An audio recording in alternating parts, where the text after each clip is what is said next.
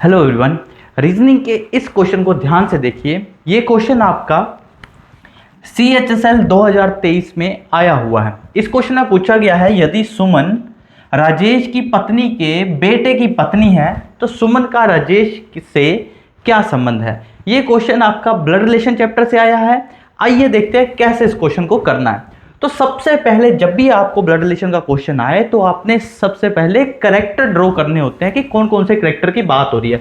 एक सुमन है, एक राजेश की बात हो रही है, तो सबसे पहले हम सुमन बना लेंगे, ठीक है, और एक पर्सन जो है वो राजेश बना लेंगे। राजेश नाम से मेल है तो इसको बॉक्स में रखेंगे। सुमन का पता नहीं मेल है या फीमेल, तो इसको ऊपर रहने दो, बाद में देख लेंगे।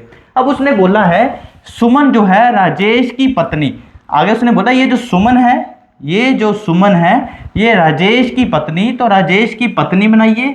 डबल बॉन्ड से हमेशा ही किसी पर्सन की वाइफ को या उसके हस्बैंड को शो किया जाता है।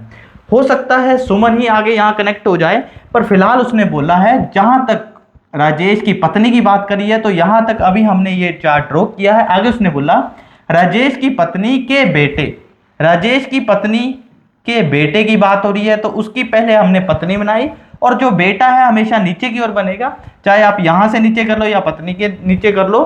तो पत्नी के बेटे की बात की तो ये बेटा बना दिया, की पत्नी है, की पत्नी है, ये डबल बॉन्ड करके पत्नी बना दी, कौन, सुमन। अब इस क्वेश्चन को ध्यान से समझिए। उसने बोला यदि सुमन राजेश की, ये जो सुमन है ये राजेश की पत्नी, पत्नी के बेटे, बेटे की पत्नी है।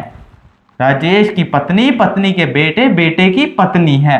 तो बोला है जो सुमन है वो, सुमन का राजेश के साथ क्या संबंध है। सुमन जो है वो राजेश की क्या लगती है, तो वो राजेश की बहू लगेगी। तो इसका राइट ऑप्शन जो है डी ऑप्शन रहेगा।